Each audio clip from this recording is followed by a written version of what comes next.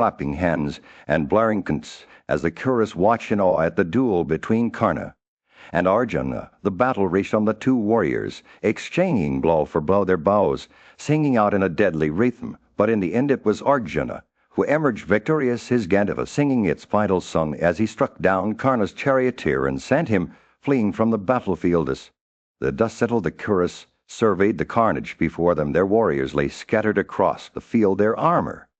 The sun was high in the sky, casting a golden glow over the vast expanse of the battlefield. The air was electric with tension as the armies of the Kauravas and the Pandavas clashed in a frenzy of steel and fury. Vaisampayana's words echoed through the din of war. After the son of Rata had fled from the field, other warriors headed by Duryodhana, one after another, fell upon the son of Pandu with their respective divisions. As if impervious to the chaos around him, Arjuna stood tall on his chariot, his white steeds pawing at the ground in anticipation. His Gandhava bow sang out as he unleashed a celestial arrow, its trajectory cutting through the fray like a scythe through wheat. The warriors of the Kauravas charged forward, their divisions array before them like dark clouds on the horizon.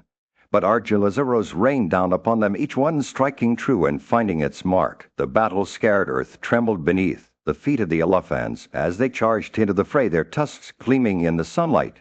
But Arjuna's arrows pierced through their thick hides like hot knives through butter, sending them crashing to the ground. The air was filled with the screams of the wounded and the dying, their bodies torn apart by the relentless onslaught. The fight raged on. The Kauravas lines began to waver, their strength faltering beneath the weight of Arjuna's arrows. Their chariots were overturned, their horses struck down, and their warriors mangled beyond recognition.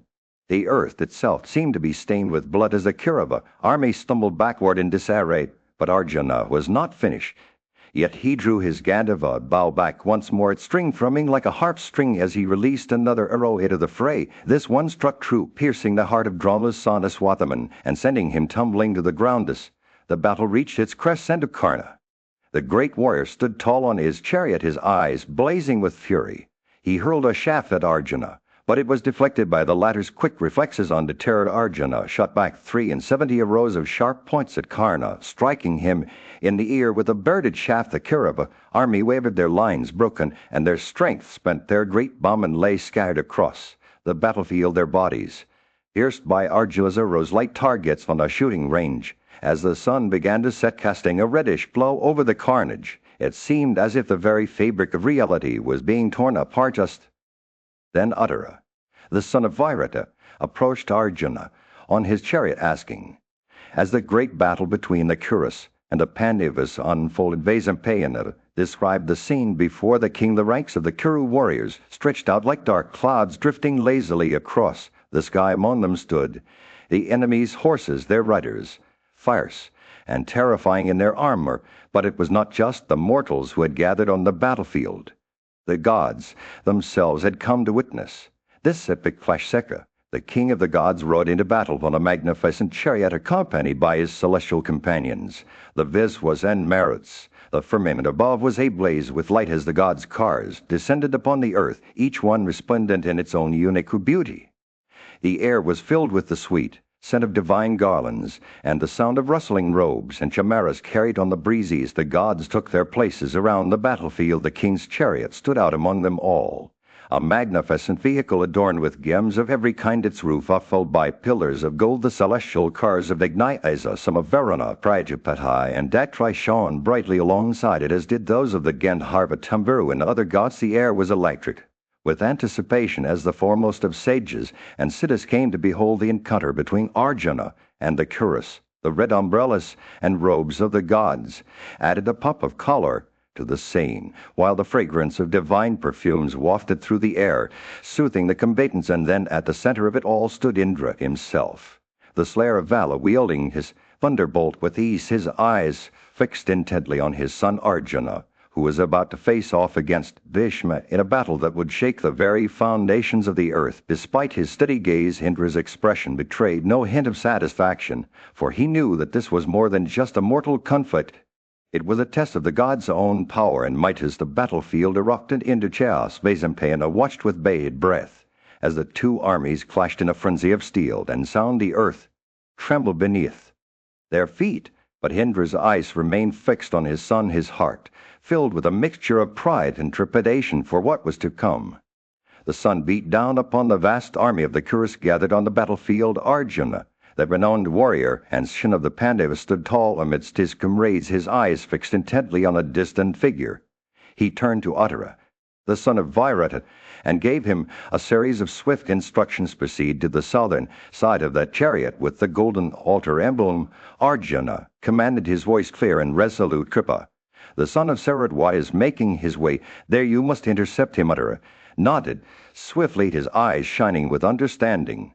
He urged on his silver-hued steeds, their golden armor glinting in the sunlight as they galloped towards Kripa's chariot with a practiced hand. Uttara guided them through a series of rapid maneuvers, wheeling about, executing circular mazes, and turning to the left, all designed to evade the enemy's arrows. As they approached Kripa's chariot, the air was filled with the sound of rushing wind as the steeds' hoofs pounded against the earth. The intrepid son of Virata finally reached the chariot, his eyes locked onto Kripa's figure. He stood tall, confronting the enemy warrior. Arjuna announced his presence, and then blew a mighty conch shell called Devadatta. Its thunderous blare echoed across the battlefield like the splitting of a mountain. The Kurus, awed by the sound, began to applaud it wildly, their voices carrying even into the heavens. Kripa, enraged by the conch's deafening blast, took up his own sea-begotten conch and blew it with equal ferocity. The two warriors faced each other, their bows drawn as they prepared for battle. Arjuna shot 10 swift arrows at Kripa, but the enemy warrior cut them down before they could reach him. Kripa retaliated by piercing Partha with a series of whetted shafts, sending hundreds and thousands of fragments flying through the air. Arjuna's wrath was now ignited, and he unleashed a torrent of arrows covering all sides of the battlefield with their deadly trajectory. The skies themselves seemed to darken as his shafts rained down upon Kripa, who stumbled under the onslaught afflicted by those burning arrows. Kripa's anger reached its peak, and he hurled 10,000 shafts at Arjuna. The battle raged on, both warriors exchanging blows with unyielding ferocity. Arjuna cut off Kripa's steeds with 4 fatal arrows, each shot from the Gandhava bow, and then severed the head of his chariot, driven from its body. With a crescent-shaped arrow he sliced through Kripa's car's yoke, while 3 more pierced the bamboo pole that held it. The sun was shining brightly over the battlefield as Drona, the renowned preceptor of the Pandavas, rode towards Arjuna, his golden car and steeds, a sight to behold. Arjuna, seated on his own chariot with Uttara by his side, gazed at Drola's advancing form and exclaimed, "Take me before the warrior whose banner bears a golden altar resembling a long flame of fire. I wish to fight him, for he is the invincible Drona, renowned for his prowess and wisdom." As they approached each other, the air was filled with the sound of conch shells blaring, signaling the start of battle. The two warriors, both masters of celestial weapons, began to exchange arrows, their hands moving swiftly as they aimed at each other's chariots. Arjuna, son of Pandu, addressed Drona with humility and respect, saying, "I have completed my exile in the woods, and now seek to avenge our wrongs. I will not strike you unless you strike me first." Drona, however, was unfazed by Arjuna's words and discharged more than 20 arrows at him. But Partha, as Arjuna was known, deftly cut them off before they could reach him. Enraged, Drona covered Partha's chariot with 1,000 arrows, but the latter retaliated by shooting whetted arrows that winged the kenka bird, covering his steeds in silver. What a battle raged on, both warriors discharging arrows of blazing splendor. Their speed and prowess unmatched. The air was filled with the sound of clashing steel as they shot clouds of arrows to bewilder the royal Kshatriyas. The spectators watched in awe, marveling at the skill and valor displayed by these two mighty armed heroes. As the fight intensified, Drona drew his unconquerable bow plated on gold and pierced Arjuna with keen-edged shafts shrouding the light of the sun.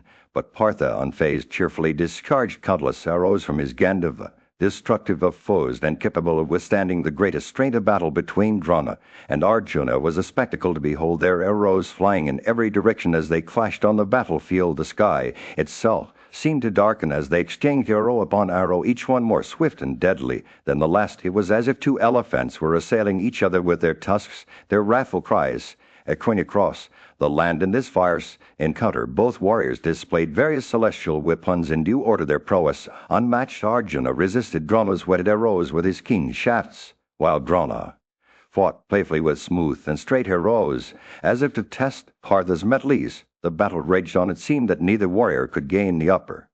The sun beat down on the battlefield as Arjuna, son of Kunti, stood tall, his eyes fixed intently on Karna, Radha's son, the air was electric with anticipation as the two warriors faced off against each other. Arjuna's words dripped with challenge. Today, O Karna, you shall know your own strength, and no longer disregard others.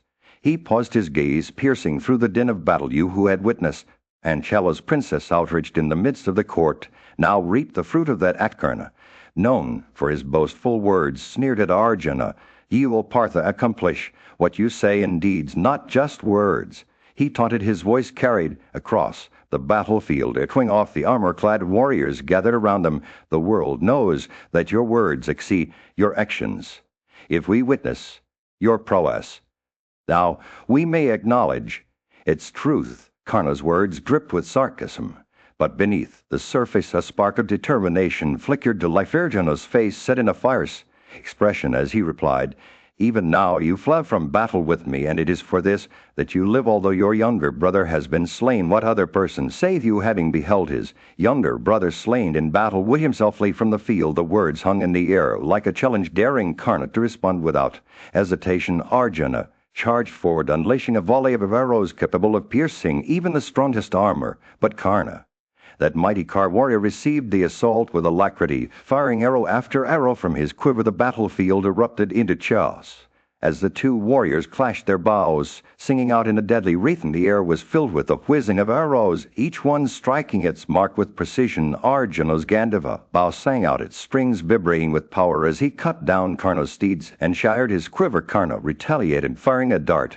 that Arjuna deftly cut off with an arrow. The battle raged on, the two warriors exchanging blows in the dance of death as the fight wore on. Arjuna's aim grew true, his arrows striking their mark with deadly precision. He pierced Karna's breast, and the warrior stumbled back, his vision obscured by pain. Regaining consciousness, he felt a searing agony and fled the battlefield, leaving behind his dignity and pride. The mighty car warrior Arjuna stood victorious, but at what cost? As the battle raged on, Arjuna, the mighty warrior, addressed Uttara, the son of Virata, take me towards that division where yonder device of a golden palmyra is seen, he said, his voice carrying above the din of war. There our grandfather Santanu's son, like unto a celestial, waiteth desirous of an encounter with Mutara, beheld the mighty host throned with cars and horses and elephants, and his heart sank within him, sorely pierced with arrows. He said, O hero, I am no longer able to guide the excellent steeds.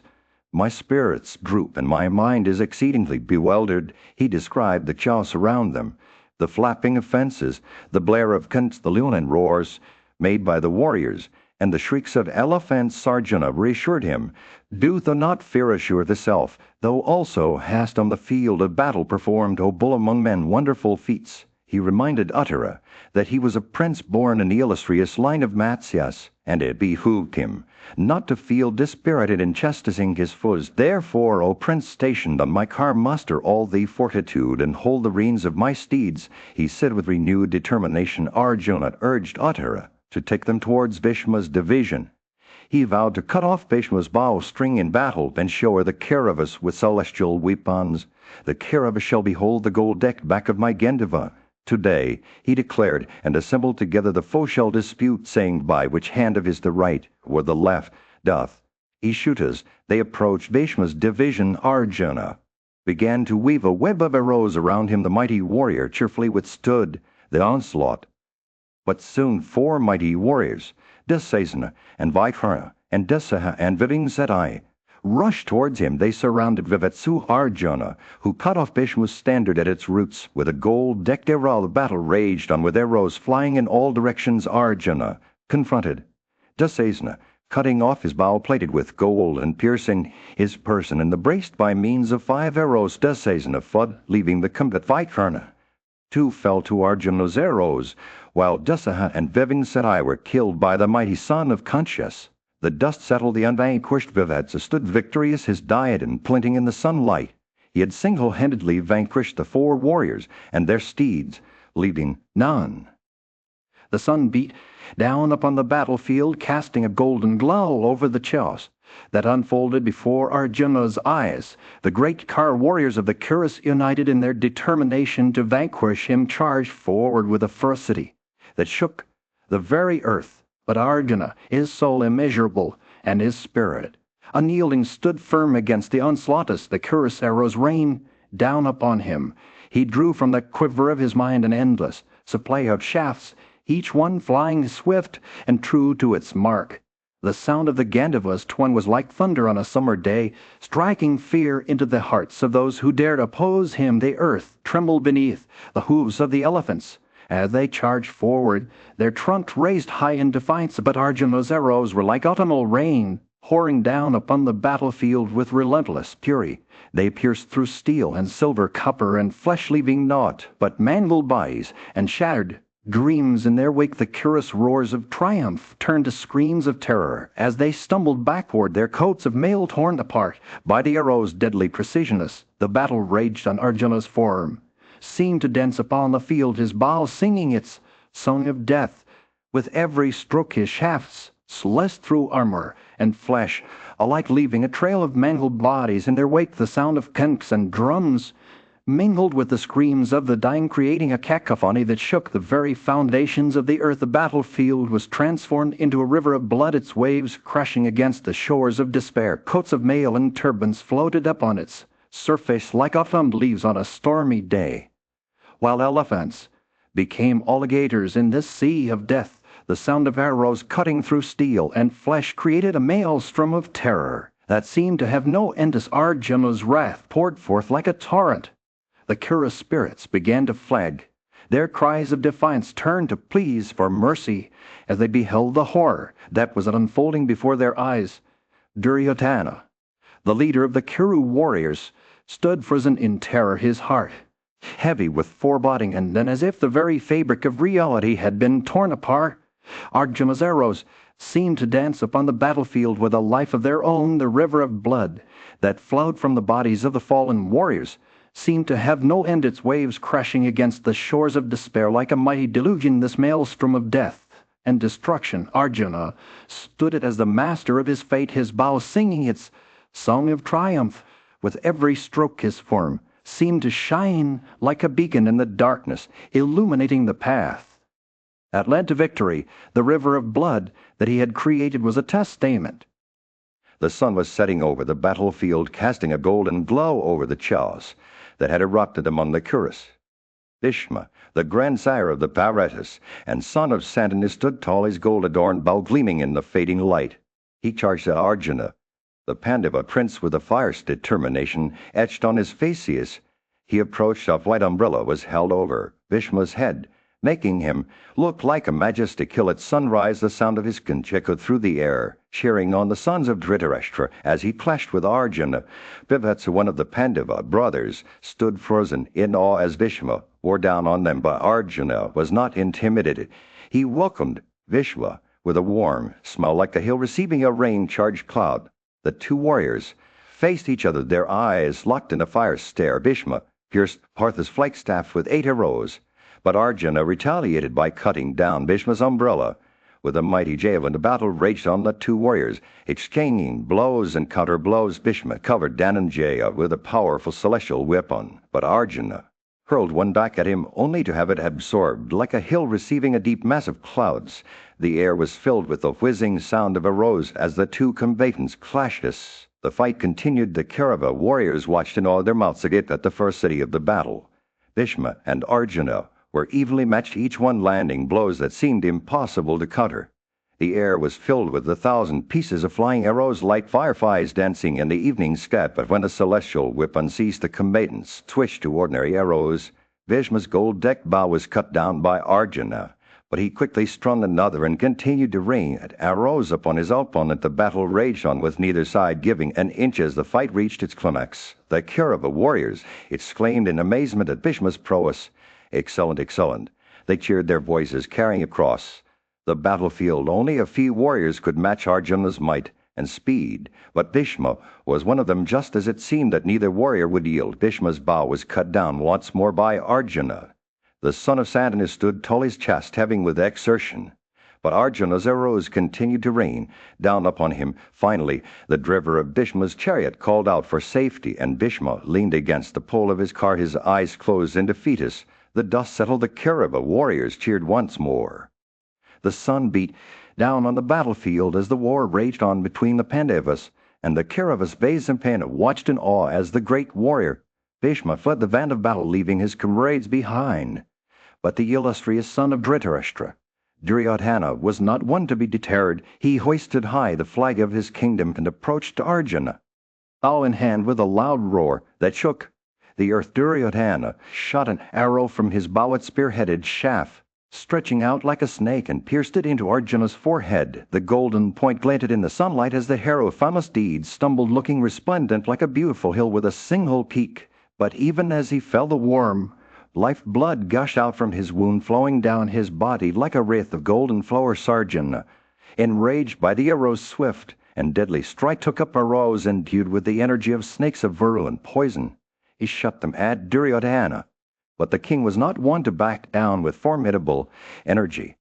He attacked Partha, and Partha struck him back in kind. The two warriors clashed their bows, singing as they exchanged blow for blow. As the battle raged on, a new challenger emerged onto the field. Vikarna, seated on an infuriate elephant huge as a mountain, supported by 4 cars, rushed towards Jisham, the son of Kunti. But Dhananjaya was not one to be intimidated. He shot an iron arrow with great impetus, striking the elephant between its temples. The arrow pierced deep into the beast's body, like Indra's thunderbolt splitting a mountain. The elephant let out a deafening roar as it stumbled and fell to the ground, its strength drained away. Vikarna, sensing his mount's distress, suddenly alighted in great terror and fled back 100 paces to the car of Vivingzesai. The son of Pritha watched with satisfaction as the elephant crashed to the earth. Seizing the opportunity, Arjuna shot another arrow, this one striking Duryodhana in the breast. The king's armor was no match for the Gandhava's might, and he let out a pained cry as the arrow bit deep into his flesh. His warriors, struck by fear and panic, began to flee from the field. Duryodhana turned away his car, precipitately fleeing towards the direction where Partha was not. But Kirtan, still eager for battle, censured him from wrath, sacrificing the great fame and glory. "Why dost thou flee away, turning the back?" he asked. "Why are not those trumpets sounded now as they were, when thou hadst set out from the kingdom? Lo!" The sun beat down on the battlefield as Duryodhana, son of Dhritarashtra, turned back from the fight, his wounds still fresh. He was stunned by the censures of those who had witnessed his retreat. Like an elephant pricked by a hook, he seethed with anger and frustration. Karna, that hero among men, approached Duryodhana with soothing words, trying to calm him down. But even Karna's efforts could not quell the king's rage. As Duryodhana turned back, the mighty armed Bhishma, son of Santanu, rushed forward to protect his nephew from Partha's wrath. Drona and Kripa, Vivingzesai, and others quickly followed suit, advancing towards Arjuna. Like a swelling Asim, the warrior Prince Dhananjaya, the son of Pritha, charged at them with celestial weapons in hand. His bow Gandhava, singing its melodious on the chorus, surrounded Arjuna from all sides, raining arrows upon him like a heavy downpour on a mountain. But he, the wielder of the Gandhava, was not one to back down. He conjured up another irresistible weapon, Samalana, obtained from Indra himself, and used it to confound their senses. As the curse stood, son to Arjuna blew his Devadatta with force, filling the cardinal directions and the entire earth with its loud blare. The sound of the conch was like nothing they had ever heard before. It was as if the very gods themselves were speaking. The Kuru heroes, including Drona, Kripa, and Vivingzesai, stood still, their bows dropping from their hands. It was then that Arjuna gave instructions to Uttara, the son of Matsya, to bring away the garments of the Kurus. While they remained insensibly, Uttara carried out his task. Arjuna urged on his 4 white steeds with golden armors, and took off into the distance, leaving behind a battle-scared field. Bhishma, however, was not so easily deterred. He struck Arjuna with arrows and even managed to pierce him with 10 shafts. But it was then that Duryodhana saw an opportunity to strike back. He asked Bhishma to afflict Arjuna in such a way that the warrior prince would not escape. However, Bhishma's words were laced with wisdom. He reminded Duryodhana of his own unconsciousness and the fact that Partha was not one to renounce his principles for the sake of the 3 worlds. Moved by Bhishma's words, Duryodhana no longer sought battle. He drew a deep sigh and became silent, reflecting on the advice of his grandsire. The other Kurus also followed suit, deciding to return to there. In the aftermath of the great battle, Arjuna, the mighty warrior with eyes like a bull, stood victorious over the defeated Kuru army as he led the procession back to Virata. The Dhritarashtra clan, still reeling from their defeat, emerged from the forest with slow steps and disheveled hair. Their hearts were heavy with fear, and they bowed down before Arjuna, acknowledging him as their master. Arjuna's compassionate heart was moved by their plight, and he reassured them that they had no cause for fear. "Welcome, blessed be ye," he said. "Go and do not worry, I will protect you." The Kuru warriors were overjoyed by his words, and they greeted him with benedictions, praising his bravery and wishing him long life. Arjuna continued on to Virata. The city's inhabitants were unaware of the great victory that had been won, but Arjuna knew that he must tread carefully lest the king of Matsya be frightened by the news of his son's defeat. He instructed Uttara, the prince of Matsya, to proclaim the victory in a way that would not alarm the king. Uttara was hesitant at first, feeling that the feat was beyond his power, but Arjuna's words gave him courage, and he agreed to help. Together they devised a plan to announce the victory without causing undue excitement. They approached the city. Arjuna's chariot, driver Keratin, stood ready by the reins. But before entering the city, Arjuna handed over the reins to Uttara, who had been instrumental in their victory. With a cheerful heart, Arjuna donned the disguise of Vryanula, the card driver of Uttara, and entered the city. Meanwhile, the Kuru army, defeated and dejected, set out for Hastinapura. But as they journeyed on Falguna, one of their warriors turned to Uttara and said, "Prince, seeing the kine escorted by the cowards, we shall enter Virata's metropolis in the afternoon. Let the cowards speedily proclaim our victory." Uttara agreed, and he dispatched messengers to spread the news throughout the city. As they arrived at the foot of the sacred Sama tree, Arjuna and Uttara were filled with joy and gratitude for their victory. They donned their ornaments and robes, which they had left behind when they set out on their campaign, and prepared to enter the city as heroes with Vryanula by his side. Arjuna, now known as Vryanula, entered the city of Virata, his heart full of cheer. The people rejoiced at their return, and the king's victory was celebrated throughout the land. In the city of Virata, King Virata had finally recovered his wealth after a long period of hiding it from the Kauravas. With a large army at his disposal, he entered the city with a cheerful heart, accompanied by the four Pandava brothers, Yudhishthira, Emma, Arjuna, and Nakula.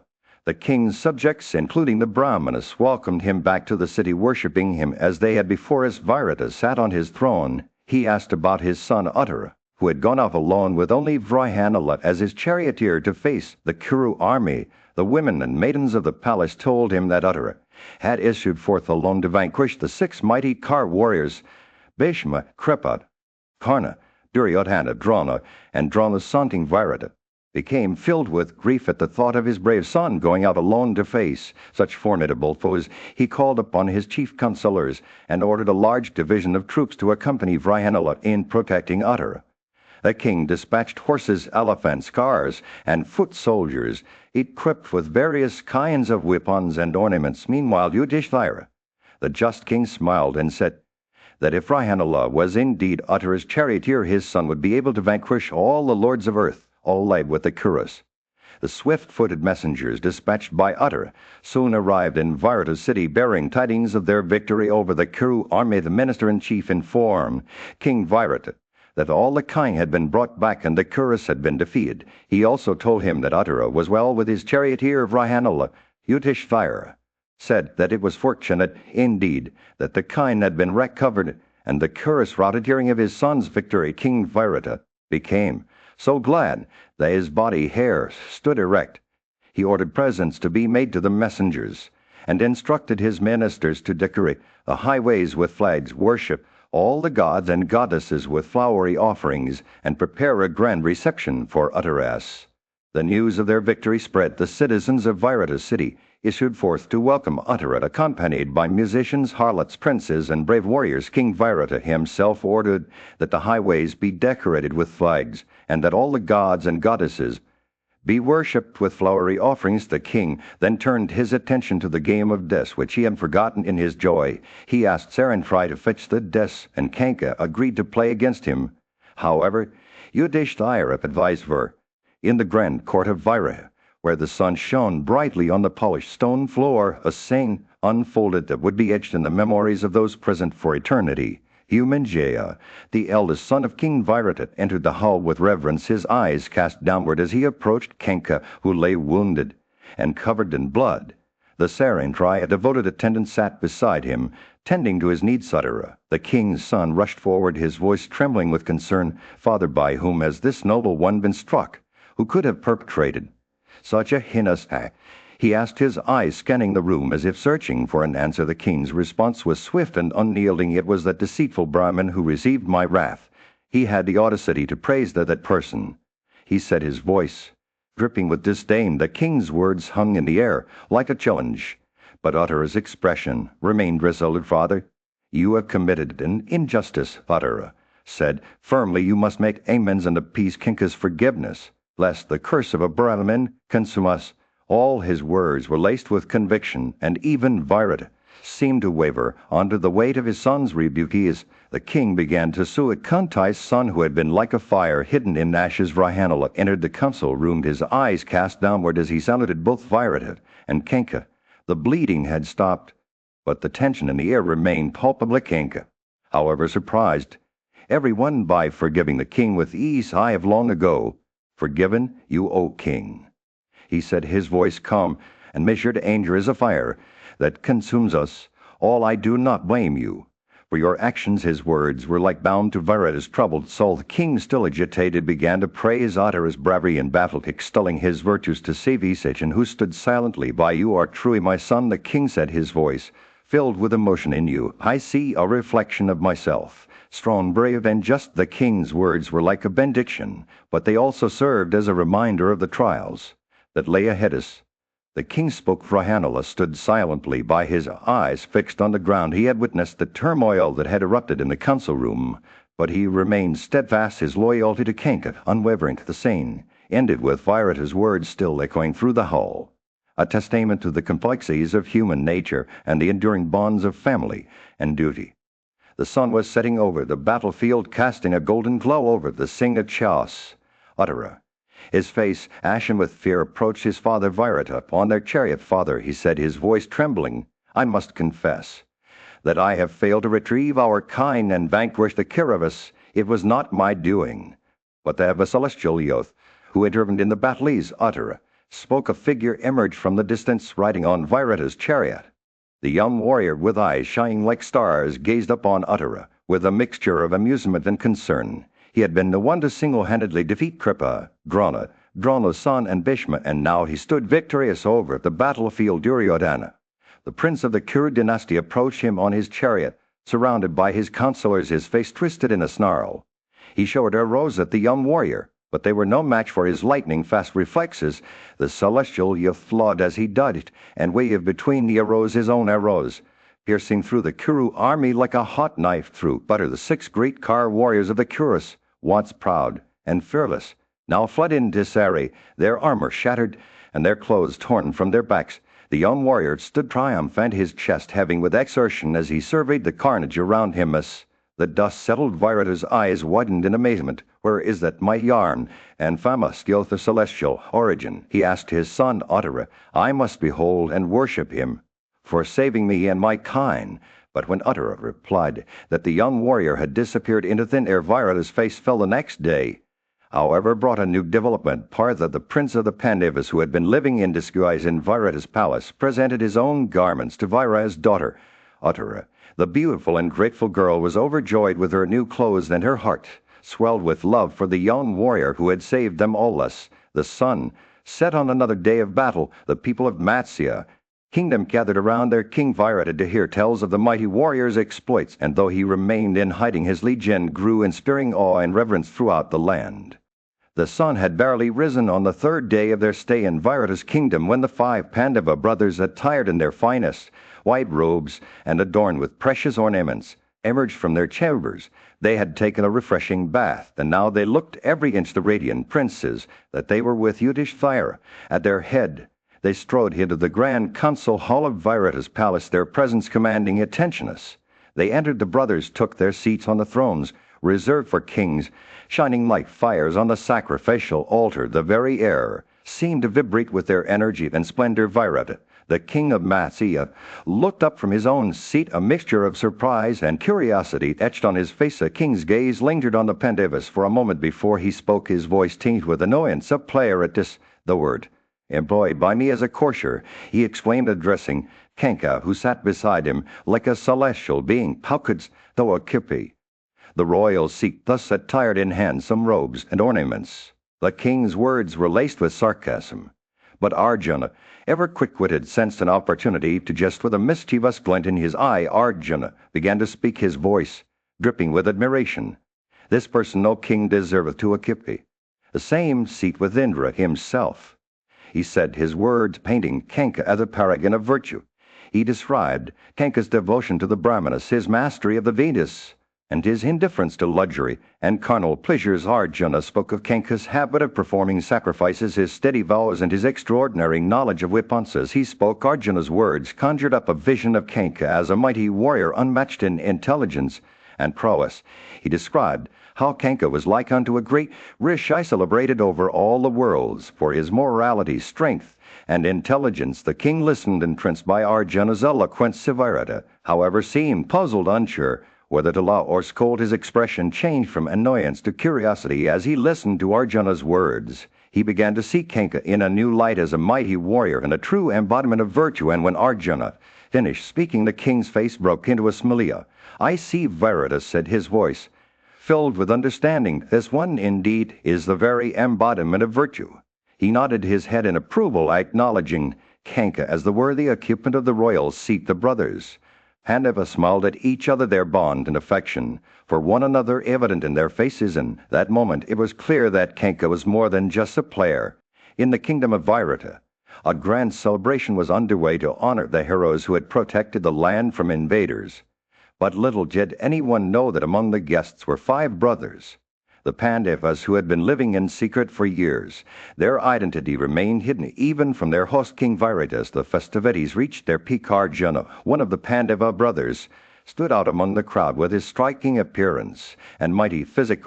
He was a warrior unlike any other, known for his bravery and skill in battle. When asked to introduce himself, he pointed out his companions, Bhima, the fierce and powerful brother Nakula, and Sahadeva, the twins who were renowned for their beauty and martial prowess, and Draupadi, the beautiful princess from Panchala. Virata's son Uttara was amazed by Arjuna's words and he eagerly identified each of the brothers. He described Bhima as a mighty warrior with arms like a lion, while Nakula and Sahadeva were compared to 2 bulls of the Bharata race. Strong and handsome Draupadi, he said, was none other than his own stepmother Sarantrias. The evening wore on. Virata himself emerged from the palace, eager to congratulate the heroes who had saved his kingdom. He praised Arjuna's prowess in battle, recalling how he had single-handedly defeated the Kikikas and recovered the stolen Kayan. The king was so moved by their bravery that he decided to make amends for any offense they may have suffered during their time in exile. In a grand gesture of goodwill, Virata offered his kingdom, including his daughter Uttara's hand, in marriage to Arjuna. The Pandavas were overjoyed and accepted the offer with gratitude. As they prepared to leave, King Virata showered them with gifts and blessings, expressing his deep respect for their virtues. The reunion between the Pandavas and their host was a moment of great joy and relief. After years of living in secret, they had finally found a place where they could be themselves without fear of persecution. As they departed from Virata's kingdom, they carried with them the memories of a warm welcome and the promise of a new beginning. In the kingdom of Matsya, King Virata was eager to see his daughter, Uttara, married off to a worthy suitor. He turned to Arjuna, one of the Pandava brothers, and asked him to accept his daughter as his wife. But Arjuna hesitated, remembering that he had lived in the king's inner apartments for a year with Uttara, who had grown up under his care. "I have seen her grow from a child into a young woman," Arjuna explained to King Virata. "She trusts me like a father and looks up to me as her protector. I've been her guardian and friend, and I'm afraid that people might raise suspicions about our relationship." He proposed a solution. If he married Uttara, it would prove her purity and innocence. King Virata was pleased with Arjuna's suggestion and agreed to his proposal. But then Arjuna added another condition. He wanted to marry Uttara not as his own wife, but as the bride of his son Abhimanyu.